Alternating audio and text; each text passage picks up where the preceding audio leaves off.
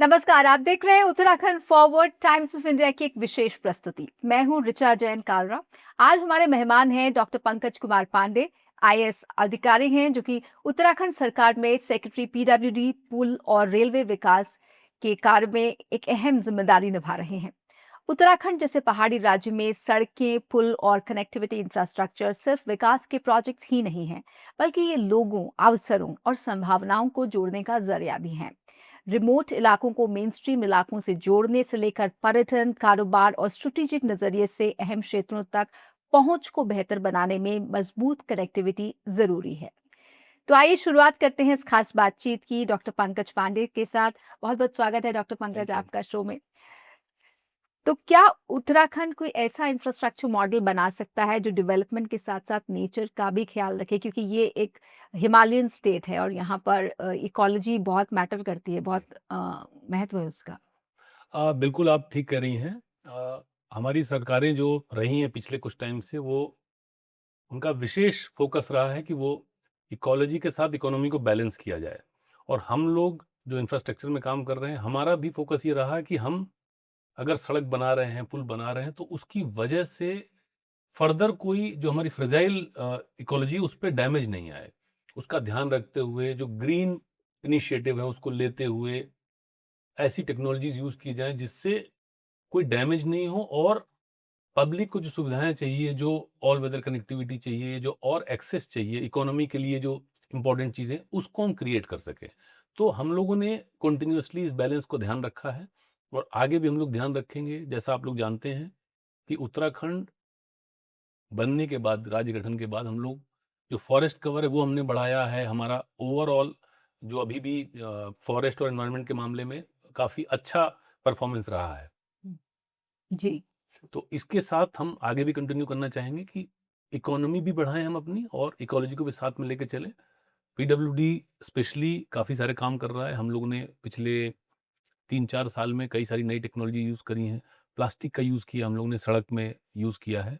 इसके अलावा एफडीआर एक टेक्नोलॉजी हमने यूज़ की है। पूरी जो सड़क होती है, पूरी सड़क का जो क्रस्ट है, वो सारा चीज़ पूरा मटेरियल लेके रिसाइकिल करके दोबारा उसको ले करने की बात है। जहाँ पे माइनर क्रैक्स वगैरह आ रहे हैं, उस पे नई मटेरियल यूज़ करके लगाने से क्योंकि हीट बढ़ती है, कार्बन हम्म, कार्बन फुटप्रिंट बढ़ते हैं, तो उसको भी हम लोगों ने hmm, micro surfacing, thin layer thin white topping करके कहीं पे यूज़ किया है कि जो ड्यूरेबल हो, लॉन्ग टर्म हो, कार्बन फुटप्रिंट कम कर सकें, ग्रीन टेक्नोलॉजी यूज़ करके, ये सब यूज़ करके हम लोगों ने अर्बन और जो हमारे रिमोट एरिया उनमें हमने काम किया है। और आगे भी हम लोग एक प्रोजेक्ट पे काम कर रहे हैं जिसमें क्लाइमेट सेंसिटिव, क्लाइमेट के साथ एक सिस्टम बना के अपने ब्रिजेस को अपग्रेड कर रहे हैं हम लोग। हम्म, उसमें हम लोग 235 ब्रिजेस हमने लिए हैं, जो एडीबी से हम लोग फंड करा रहे हैं। उसका हमने पूरा प्लान कर लिया है। तो पूरे जो स्टेट हाईवेज़ हैं हमारे, उनमें एक तरफ से लेके फर्स्ट से लास्ट तक 2 तरीके का मेनली लोडिंग होता है ब्रिजेस में। जो हाईएस्ट लोडिंग है वो ए क्लास लोडिंग उसको कहते हैं हम लोग।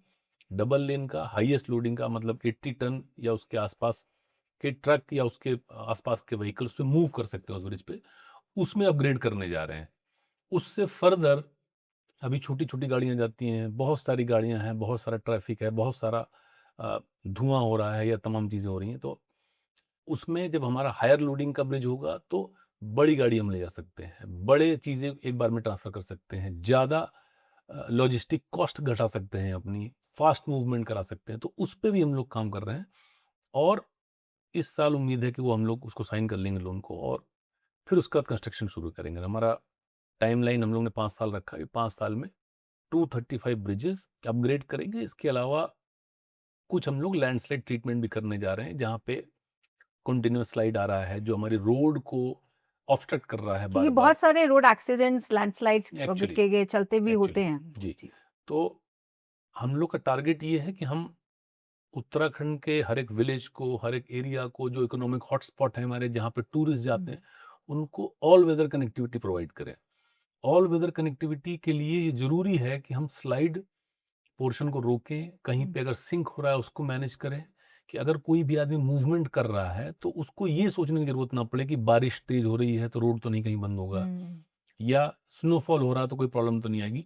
तो हम लोग उस तरफ काम कर रहे हैं और विलेज कनेक्टिविटी 100% करने के साथ-साथ economic hotspot, industrial hotspot, tourist वाले जो हॉटस्पॉट हैं, इनको सबको भी ऑल वेदर रोड से कनेक्ट करने का हमारा प्लान है। जब हम रोड्स की बात करते हैं, पुलों की बात करते हैं, तो ठीक है, ये विकास का एक महत्वपूर्ण अंग है।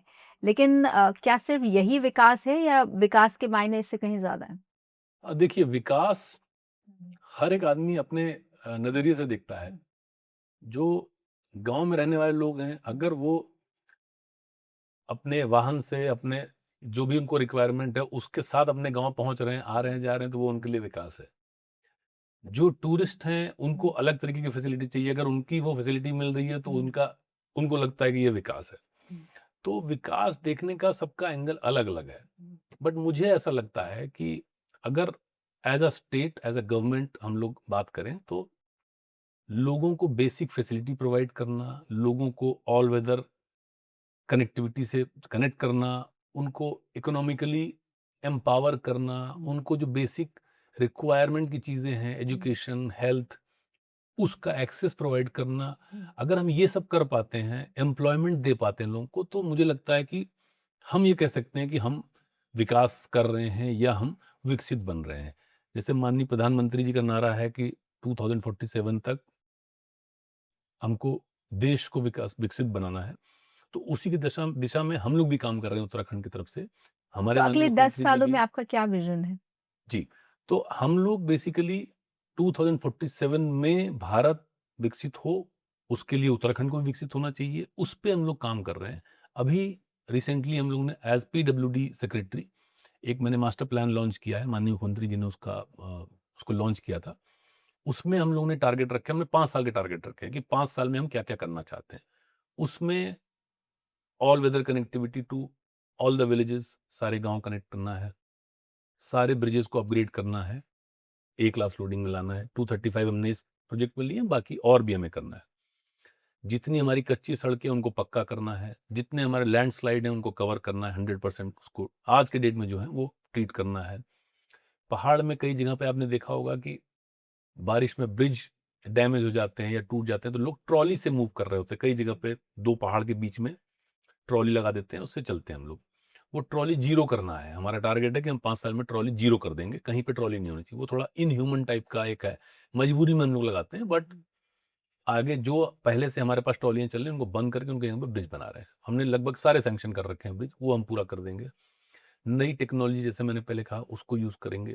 अर्बन एरियाज़ में और एडवांस सिस्टम्स लाएँ, एलिवेटेड रोड्स जहाँ ज़रूरत है, अंडरपासेस जहाँ ज़रूरत है, आरओबी जहाँ ज़रूरत है, बाईपासेस जहाँ पूरा हमने प्लान करके रख रखा है और उस पे हम लोग लगातार काम कर रहे हैं।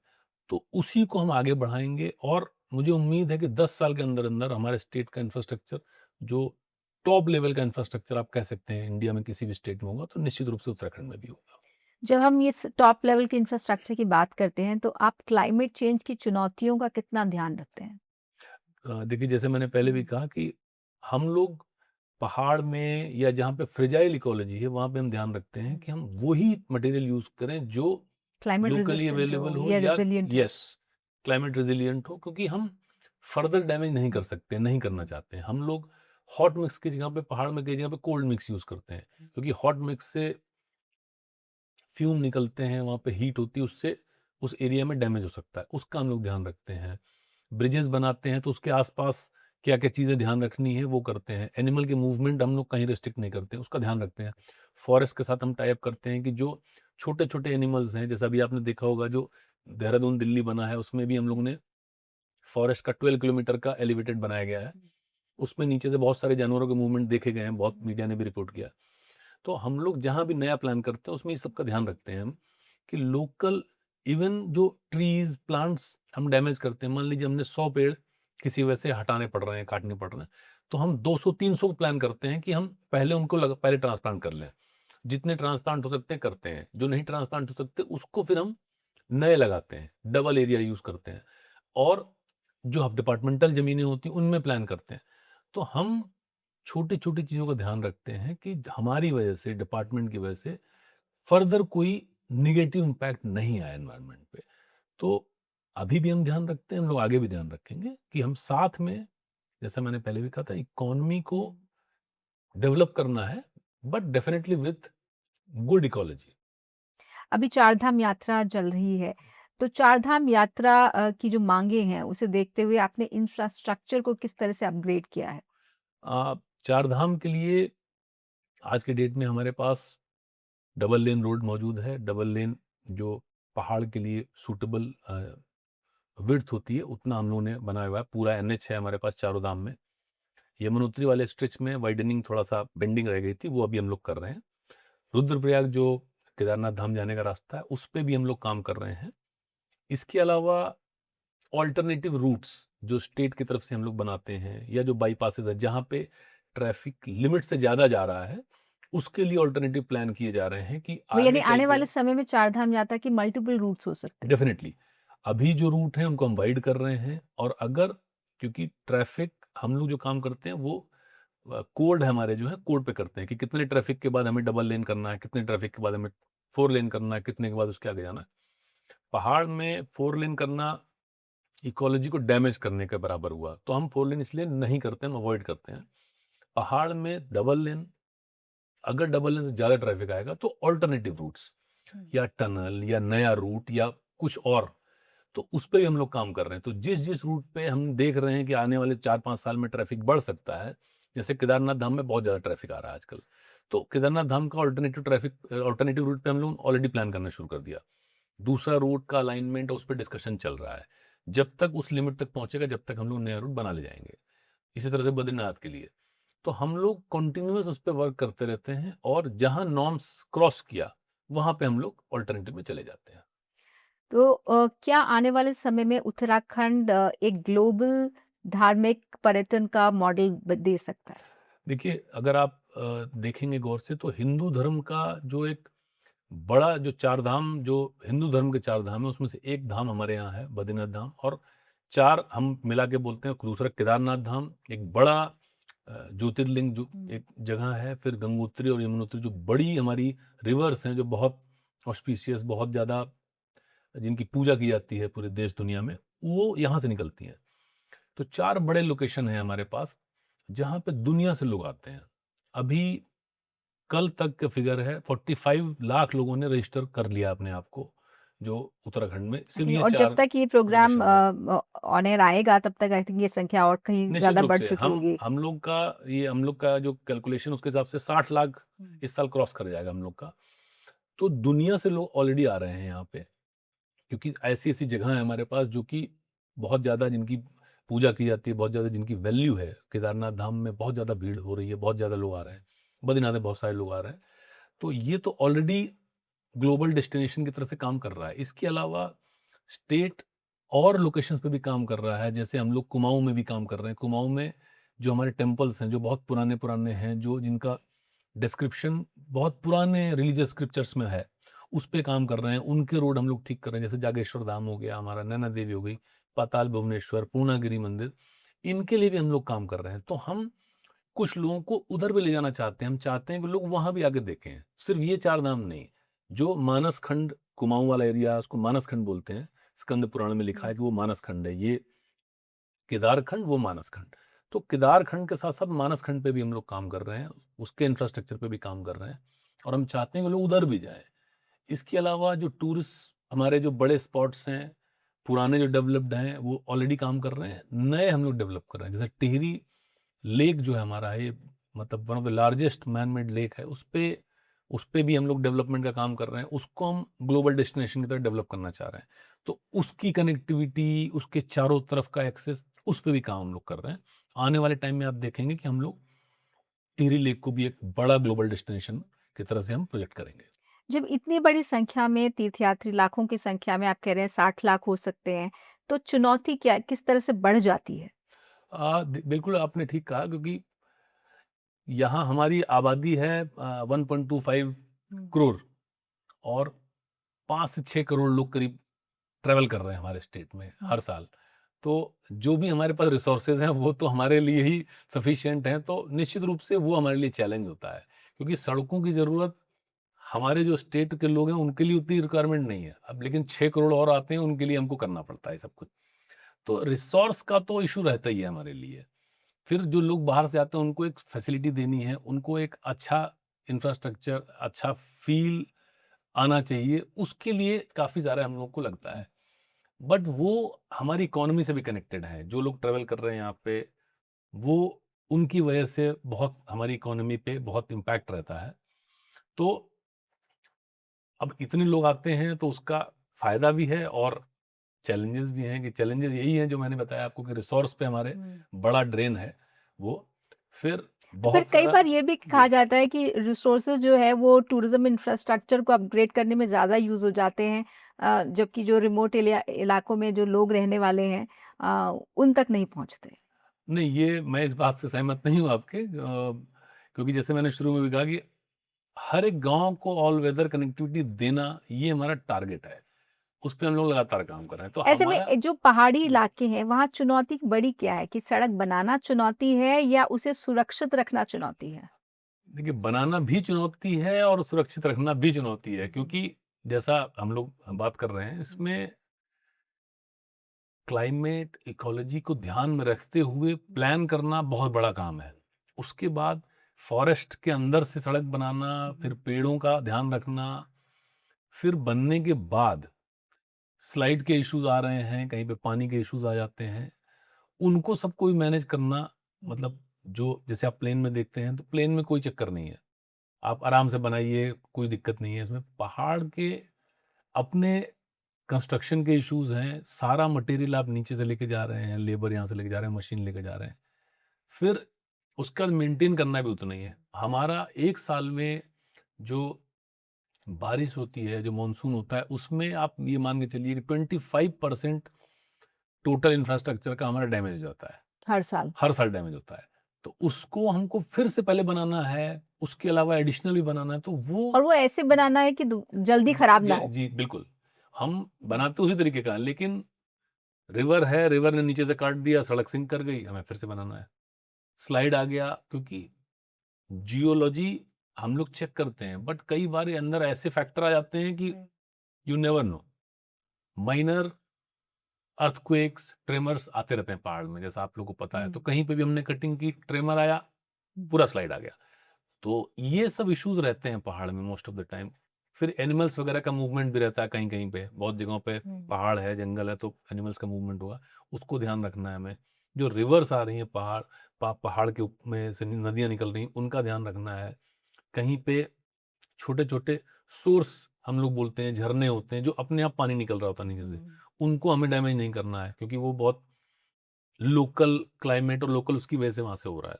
और काफ़ी सारे गाँव ये सब उससे कनेक्टेड हैं, उस पे डिपेंडेंट हैं। तो बहुत सारे चैलेंजेस होते हैं जिसको हम लोग को ध्यान रखना पड़ता है। प्लेन और पहाड़ में ये डिफरेंस है। हम लोग भी देहरादून, हरिद्वार में काम करते हैं तो इतना प्रॉब्लम नहीं है। बट जैसे ही हम आगे बढ़ते हैं, ऋषिकेश से ऊपर जाते हैं, चैलेंजेस अ, बढ़ते हैं। हमने सड़क की बात की, पहाड़ों की बात की, पुलों की बात करते हैं क्योंकि ये भी आपके विभाग का एक हिस्सा है। तो पुल एक ढांचा नहीं है, एक पहाड़ी राज्य में एक तरह से लाइफलाइन भी है जो लोगों को कनेक्ट करता है। तो इसमें क्या चेंजेस आ रहे हैं आज के वक़्त में? किस तरह से नई टेक्नोलॉजी अपनाई जा रही है इन्हें सेफ़र बनाने के लिए? पुल जैसा हम लोगों ने बात करी अभी, पहाड़ में पुल ज़्यादा बड़ा इश्यू है हमारे लिए, क्योंकि 2 तरफ लोग हैं, वो कैसे भी क्रॉस नहीं कर सकते हैं। अगर पुल नहीं हो तो नहीं क्रॉस कर सकते। प्लेन में ऐसा नहीं होता। प्लेन में नदी में पानी कम है, लोग वैसे ही क्रॉस कर सकते हैं, या सूख गई बारिश में बारिश के अलावा बाकी सीज़न में लोग वैसे क्रॉस करते हैं। पहाड़ में ऐसा नहीं हो सकता। पहाड़ में पुल ज़्यादा बड़ा चैलेंज है हमारे लिए। अभी आज के डेट में हमारे पास लगभग 3500 पुल हैं, पैदल, मोटर मिला के सारे। उनको हम अपग्रेड करने की कोशिश कर रहे हैं, कि वो जो मैंने बताया अभी, कि ए क्लास लोडिंग में उसको हम ले जाना चाह रहे हैं, कि हाईएस्ट लेवल का ट्रैफ़िक उससे हम निकाल सकें। फिर जैसा आपने कहा कि टेक्नोलॉजी भी यूज़ करनी है, ऐसी जो लेटेस्ट चल रही है, लाइट फ्रेम हो, क्लाइमेट के साथ जेल करे, उसकी वजह से कोई प्रॉब्लम नहीं हो जाए, उसका भी ध्यान रख रहे हैं। नई-नई टेक्नोलॉजी लॉन्ग टर्म, जैसे हम लोग ये मान के चलते हैं कि हमारा 50 ईयर से 100 ईयर का ड्यूरेशन रहता है ब्रिज का। मतलब ये स्टैंडर्ड हमारा एज स्पैन है, कि हम उससे पहले हमें बना नहीं सकते हम दूसरा पुल, और उतना चलना चाहिए उसको। तो उसका ध्यान रखते हुए, टेक्नोलॉजी का ध्यान रखते हुए, क्योंकि सड़क बनाने में, पुल बनाने में, पुल ज़्यादा वेट लेता है हमारा, ज़्यादा फंड लेता है, ज़्यादा सीरियसनेस चाहिए पुल के लिए। तो पुल पहाड़ के लिए निश्चित रूप से बहुत ज़्यादा इम्पोर्टेंट है और हम लोग कोशिश ये कर रहे हैं कि जो पुराने पुल हैं, उनको रेट्रोफिट करके स्ट्रेंथन कर रहे हैं कि नया पुल बनाने की ज़रूरत ना पड़े। जहाँ नए की ज़रूरत है, जहाँ वाइड करना है, हेवी ट्रैफ़िक ले जाना है हमको, उसको हम लोग नया बना रहे हैं, कोई क्लास ए ऐसा ले रहे पुल हैं। आप याद कर सकते हैं जिसने लोगों की ज़िंदगी बदल दी? डोबरा चांटी पुल है हमारा जो टिहरी लेक के ऊपर बना हुआ है। उसने जो प्रताप नगर के साइड के लोग थे, जब ये टिहरी डैम बना, तो डैम से पहले लोग नीचे से जाते थे। हुँ। छोटे-छोटे पुल थे, जो टिहरी टाउन था, उससे लोग क्रॉस करते थे। जब ये पानी भरना शुरू हुआ लेक में, तो प्रताप नगर एकदम कट गया। प्रताप नगर के लोगों को टिहरी आने के लिए मतलब इट वाज़ बिग बहुत टास्क। बड़ी चीज़ हुँ। थी कि मतलब सोचना पड़ता था। तो स्टेट ने ये डिसाइड किया कि एक ब्रिज बनाया जाए और एक डोबरा चांटी एक जगह है, डोबरा एक जगह है, चांटी एक जगह, तो उसपे एक ब्रिज बनाया गया और इंडिया का लार्जेस्ट वो केबल ब्रिज है जो मोटरेबल ब्रिज है। बहुत टाइम लगा उसको बनने में क्योंकि इतना लंबा स्ट्रेच कभी बनाया नहीं गया था। वो ब्रिज बनाने के बाद प्रतापनगर वाले क्लोज़ आ गए क्योंकि वो इमीडिएटली क्रॉस करके आ सकते हैं इधर पे। हुँ।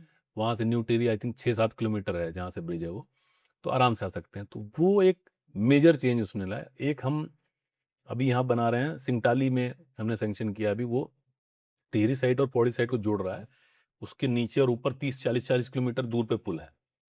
वो बनने के बाद भी हम एक बड़े उसमें आ जाएँगे कि उधर वाला पूरा एरिया डेवलप कर सकते हैं हम लोग। तो ब्रिज से पूरे एरिया में एक नए तरीके का डेवलपमेंट आता है।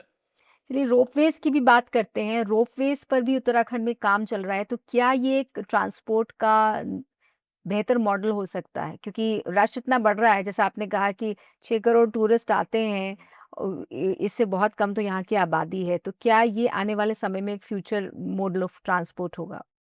देखिए वर्ल्ड ओवर अगर आप देखेंगे तो रोपवे अर्बन सेटिंग में यूज़ किए गए हैं बहुत जगहों पे, हाइट पे यूज़ किए गए हैं, टूरिस्ट स्पॉट्स पे यूज़ किए गए हैं मेनली। स्विट्ज़रलैंड में, ऑस्ट्रिया में, फ्रांस में इन जगहों पे टूरिस्ट स्पॉट्स हैं, स्की स्लोप्स हैं, उनमें यूज़ किए गए हैं मेनली।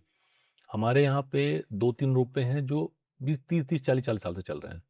एक ओली जोशीमठ ओली था अभी खराब हो गया था वो बंद है। एक नैनीताल में है, एक मसूरी में है। ये बहुत पुराने रोपवे हैं, बहुत दिन से चल रहे हैं। अभी नए बन रहे हैं, हम लोग एक केदारनाथ धाम के लिए बना रहे हैं, जो सोनप्रयाग से केदारनाथ धाम जाएगा। एक हेमकुंड के लिए बना रहे हैं, जो गोविंद घाट से हेमकुंड को कनेक्ट करेगा। ये स्ट्रेचेज़ अभी पैदल हैं, लोग 18 किलोमीटर, 20 किलोमीटर, 30 किलोमीटर पैदल जा रहे हैं। उसको हम लोग रोपवे से रिप्लेस कर रहे हैं। तो केदारनाथ जाने वाले या हेमकुंड जाने वालों को बहुत बहुत सहूलियत हो जाएगी। आइए, रोपवे में चढ़िए और जाइए, दर्शन करिए, वापस आ जाइए। हुँ। ये कब तक बट चालू होने ये की इनका टाइम जो है वैसे 8 साल रखा गया है क्योंकि बहुत टफ टेरेन है, 6 महीने अब से वर्किंग 8 सीज़न है। साल? यस, हुँ। 6 महीने वर्किंग सीज़न होता है, बाकी टाइम बर्फ़ होती है तो करना मुश्किल है काम वहाँ पे। पहुँचाना मुश्किल है, मशीनरी वगैरह पहुँचाना मुश्किल है, तो 8 साल रखा गया, उसके हिसाब से करेंगे। बट जो अर्बन रोपवे हैं, जैसे यहाँ पे एक रोपवे हम लोग नया बना रहे हैं, देहरादून से मसूरी का एक नया रोपवे बन रहा है, वो 27 में उसको स्टार्ट होना है। वो अर्बन सेटिंग वाला रोपवे है एक तरीके हुँ। से कि अगर आपको रोड से नहीं जाना है मसूरी, तो आप उसको रोपवे को लीजिए और चले जाइए वहाँ सीधे। ऐसे अर्बन सेटिंग में और रोपवे ट्राई किए जा रहे हैं, हम लोग डिस्कशन करते रहते हैं 3-4 लोकेशन पे और अभी सुरकंडा देवी में एक रोपवे चल रहा है, एक नीलकंठ महादेव के लिए एक प्लान किया गया है, हरिद्वार में 2 रोपवे, छोटे गंडोला वाले रोपवे चल रहे हैं, उनकी जगह पे बड़े रोपवे और प्लान्ड हैं, मनसा देवी, चंडी देवी के, जी। उसको भी हम लोग प्लान कर रहे हैं। तो अर्बन ट्रांसपोर्ट का एक एक तरीके से एक ऑल्टरनेटिव हो सकता है रोपवे अगर हम सही जगह पे बनाएं। हुँ। यूपी में बनारस में एक जगह पे बना है, हुँ। अभी पिछले साल तक चालू नहीं हुआ था, हो सकता है चालू हो गया हो। तो वो जहाँ पे स्पेस कम है अर्बन एरिया में, जहाँ पे गाड़ियाँ आप नहीं ले जा सकते हो, वहाँ के लिए रोपवे डेफिनेटली सूट करता है। और जैसा मैंने बताया पहाड़ के लिए कि पहाड़ में सड़क ले जाना मुश्किल है, ज़्यादा कॉस्ट है, ज़्यादा टाइम लग रहा है, तो उसमें आप पर ये रोपवे कितना बना सकते हैं। सेफ है? नहीं, रोपवे इज़ सेफ। हुँ। मैंने बहुत खुद स्टडी किया है, बहुत जगह पे मैं गया हुँ। हूँ और बहुत सारे कंपनी से बात की मैंने। रोपवे में सेफ्टी का बिल्कुल टॉप लेवल पे ध्यान रखा जाता है। रोपवे 2 स्टैंडर्ड पे चलते हैं। एक सेम स्टैंडर्ड है जो इंटरनेशनल स्टैंडर्ड है, हुँ। एक हमारा इंडिया का आईएसआई स्टैंडर्ड है। दोनों स्टैंडर्ड में सेफ्टी का बहुत ज़्यादा ध्यान रखा जाता है। रेस्क्यू कैसे करेंगे और डबल-डबल, ट्रिपल-ट्रिपल सेफ्टी की चीज़ें होती हैं कि एक अगर डैमेज होता है तो दूसरा होल्ड करेगा, दूसरा करता तो तीसरा होल्ड करेगा। There are lot of things. Hmm. Technology और वो उसमें ध्यान रखते हैं वो कि पब्लिक सेफ्टी नंबर 1 है, बाकी चीज़ उसके बाद है। तो तो क्या रोपवे इज़ ये सेफ। पर्यावरण के लिहाज से भी बेहतर है? बिल्कुल, क्योंकि जहाँ आप हुँ, रोपवे लेके जा रहे हैं, वहाँ पे गाड़ियाँ अगर आपने रोक दी हुँ, हैं, हुँ, तो उतना पॉल्यूशन घट जाएगा, उतना बाकी जो कार्बन हुँ, फुटप्रिंट की बात हम कर रहे थे, वो चीज़ें बेटर हो सकती हैं वहाँ पे। तो हुँ। पहाड़ के लिए या ऐसी जो फ्रेजाइल जगह हैं, वहाँ पे रोपवे इससे बहुत सूट कनेक्टिविटी करता भी है। बेहतर हो सकती बिल्कुल, है। बिल्कुल। हुँ, आप नंबर बढ़ा सकते हैं हुँ, उसमें, कैपेसिटी बढ़ा सकते हैं रोपवे की, और कि जितनी की आपको रिक्वायरमेंट उतना आप हुँ। कर सकते हैं। Can be done. जिस तरह से यहाँ लैंडस्लाइड्स अक्सर होती रहती हैं, फ्लैश फ्लड्स आते हैं जल्दी-जल्दी, तो उससे क्या लेसन्स, टेकअवेज़ मिले हैं राज्य को? अब देखिए फ्लैश फ्लड का तो क्योंकि पता नहीं रहता है, जैसे पहाड़ हुँ, में क्लाउड बर्स्ट बहुत फ्रीक्वेंट है। हुँ, पिछले साल अ, मसूरी रोड पूरा हमारा सहस्त्रधारा से लेके मसूरी रोड तक 6-7 जगह क्लाउड बर्स्ट हुआ, पूरा डैमेज हो गया, रोड वॉश आउट हो गया। वो हमारी टीम ने, पुल एक हमारा टूट गया। हमारी टीम ने 2 दिन के अंदर पूरा बना लिया था, पुल भी बना लिया और रोड भी क्लियर कर लिया था। बट बहुत इश्यूज़ आ गए, इकट्ठे क्लाउड बर्स्ट हुआ, बहुत नुकसान हो गया। तो क्लाउड बर्स्ट या सडन कहीं पे ज़्यादा बारिश हो जा रही है तो फ्लैश फ्लड आ जाता है। जो फुटहिल्स वाले एरिया जैसे देहरादून या हुँ। इसके पास-पास है, वो उसको उसके लिए बस हमको ये देखना है कि ड्रेनेज हमारा प्रॉपर रहे, जिससे कि पानी की निकासी फास्ट हो, तो दिक्कत नहीं आती है। रही स्लाइड की बात, तो स्लाइड में कई सारे रीज़न होते हैं। जैसा जियोलॉजी मैंने पहले बताया आपको कि जियोलॉजी की वजह से स्लाइड आ सकता है। गलत अगर कटिंग की गई है, रोड कटिंग अगर ओवरहैंग कर दिया आपने, उससे आ सकता है।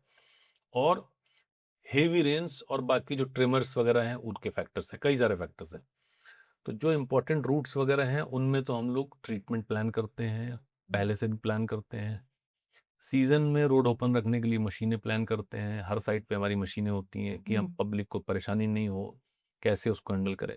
जो क्रॉनिक लैंडस्लाइड है, उनके लिए फिर हम लोग फाइनल अपना कैसे ट्रीट करेंगे, कैसे उसको आगे बढ़ाएँगे, वो भी हम लोग करते हैं। जब हम पीडब्ल्यूडी की, रोपवेज़ की, सड़कों की बात करते हैं, तो टेक्नोलॉजी भी उसमें यूज़ होती है बड़े स्तर पर। तो कौन-सी आपको ऐसा लगता है टेक्नोलॉजी है जो वाक़ई आने वाले समय में गेम चेंजर हो सकती है? देखिए, सड़क बनाने में या ब्रिजेज़ या इसको, ये डे टू डे अपग्रेड होती रहती हुँ। है। जो भी नई चीज़ें हैं, रिसर्च होती हैं, आती हैं, हम लोग ट्रायल करते हैं, पायलट करते हैं, उसके बाद उसको हम लोग इम्प्लीमेंट करते हैं। अगर सक्सेसफुल होता है तो इम्प्लीमेंट करते हैं। कोई ऐसी परियोजना जो आपके विभाग में चल रही हो, जो राज्य के लिए आने वाले समय में एक बड़ी उपलब्धि होगी? हाँ, जैसे मैंने थोड़ी देर पहले बताया था कि एक एफडीआर हमने यूज़ किया, उत्तरकाशी में हम लोग कर रहे हैं। हुँ, पूरा क्रस्ट निकाल के रिसाइकल करके दोबारा लेकर रहे हैं, तो हुँ, उसमें मटेरियल कंज़म्पशन घट जाता है। क्योंकि जो मटेरियल यूज़ किया गया, उसी को निकाल के हम दोबारा यूज़ कर रहे हैं। हुँ, हम लोग मिलिंग कर रहे हैं कई जगहों पे, जो ब्लैक टॉप का टॉप लेयर होता है, उसको स्क्रैप करके निकाल लेते हैं, रिसाइकिल करके दोबारा डाल देते हैं उसको। तो उसमें हम 80% रिकवरी उसमें भी करते हैं हम लोग। हमने यहाँ आईएसबीटी के पास देहरादून में थिन व्हाइट टॉप करके टेक्नोलॉजी होती है, वो यूज़ करी पिछले साल। हुँ, वो जहाँ पानी भर जाता है या जहाँ हुँ, पे इस तरह का रहता है, बहुत ज़्यादा रोड डैमेज होने का चांस रहता है, वहाँ पे करते हैं उसको। थोड़ी कॉस्ट ज़्यादा है, बट उसकी लाइफ ज़्यादा है, बहुत ज़्यादा। 10 साल लाइफ है उसकी, पानी-वानी से कुछ नहीं होता उसको। जी। वो हमने वहाँ पे यूज़ किया है। और डिज़ाइनिंग में और बाकी चीज़ों में हम लोग हुँ, फर्दर हुँ, ऐड कर रहे हैं चीज़। जैसे हम यहाँ पे इस शहर के अंदर रिस्पना और बिंदाल एलिवेटेड प्रोजेक्ट पे काम कर रहे हैं। गवर्नमेंट ऑफ इंडिया से उसको काम होना है उस पे। हमने बना के प्रोजेक्ट गवर्नमेंट ऑफ इंडिया को दे रखा है। ऋषिकेश बाईपास पे एक हम काम कर रहे हैं, सैंक्शन हो गया हमारा। ऋषिकेश बाईपास जाएँगे, उसके आगे फिर टनल बना के हम पूरा ऋषिकेश को क्रॉस कर जाएँगे। तो ऋषिकेश का जो जाम लग रहा है आज के डेट में, जो ट्रैफ़िक बहुत ज़्यादा हो रहा है, वो हम उससे निकाल सकते हैं। तो ये बड़ा प्रोजेक्ट है। हरिद्वार का बाईपास आधा बना चुके हैं, आधा और एक पैकेज है, उस पे हम लोग काम कर रहे हैं। फिर कुमाऊँ की तरफ 3-4 और बड़े रोड हैं जिस हुँ। पे हम लोग काम कर रहे हैं। और साइट के हिसाब से फिर हम लोग टेक्नोलॉजी लेते हैं। क्या-क्या मार्केट में अवेलेबल है, कैसे कर सकते हैं, जो एक्सपीरियंसेस हमारे रहते हैं पीछे से, उसके हिसाब से हम लोग यूज़ करते हैं टेक्नोलॉजीज़। अगर आखिर में अगर उत्तराखंड को दुनिया के सामने एक उदाहरण पेश करना हो, तो किस क्षेत्र में होगा? अ, जैसा हम लोग काफ़ी देर से इस हुँ, बारे में बात कर रहे हैं कि हुँ, हम लोग नेचर को प्रोटेक्ट करते हुए, प्रिज़र्व करते हुए हुँ, काम करते हैं। हुँ, जैसे आपने सुना भी होगा, जो पहाड़ के लोग रहने वाले लोग हैं, वो बहुत क्लोज़ली एसोसिएटेड रहते हैं अपने आस-पास के जानवर से, अपने जंगल से, अपनी चीज़ों से हुँ, बहुत ज़्यादा क्लोज़ रहते हैं। तो हुँ, वो एक बड़ा एग्ज़ाम्पल है उत्तराखंड, जो आज भी पब्लिक पूरी दुनिया के सामने रखता है कि हुँ, साहब हम हमने इतना डेवलपमेंट किया है, लेकिन फिर भी हमारा फॉरेस्ट कवर हमने बढ़ा लिया है, बाकी सारी चीज़ें भी हमने करी हैं और लोगों का जो अटैचमेंट है, उससे हमने अपना पूरा इकोलॉजी प्रिज़र्व किया हुआ है। तो उसी लाइन पे हम लोग भी काम करते हैं और हम पूरी दुनिया को यही बताना चाहते हैं कि हम एनवायरनमेंट और क्लाइमेट को प्रोटेक्ट प्रिजर्व करने के साथ-साथ भी डेवलपमेंट कर सकते हैं। अगर आप देखेंगे तो डेवलपमेंट इंडेक्स में या पर कैपिटा इनकम में हमारा स्टेट टॉप के स्टेट्स में आता है। मतलब बहुत सारे स्टेट हमसे बहुत ज़्यादा पीछे हैं। हम लोग को बने अभी 25 हमारा साल बने हुए। हुए 25 साल हुए हैं, बट हम लोग काफ़ी अच्छा कर रहे हैं। तो ये एक एग्ज़ाम्पल है जो कि हम दुनिया को पूरी बता सकते हैं कि ये सब साथ में लेके, पब्लिक को साथ में लेके भी ये सब किया जा सकता है। तो मुझे लगता है कि ये इससे बड़ा एग्ज़ाम्पल कुछ नहीं हो सकता और। बहुत-बहुत शुक्रिया उत्तराखंड की ग्रोथ स्टोरी को लेकर इतनी सारी बातें आपने शेयर की हमारे साथ और उम्मीद करते हैं कि ये ग्रोथ स्टोरी और मोमेंटम और गति के साथ आगे बढ़ेगी। बहुत-बहुत शुक्रिया। Thank you.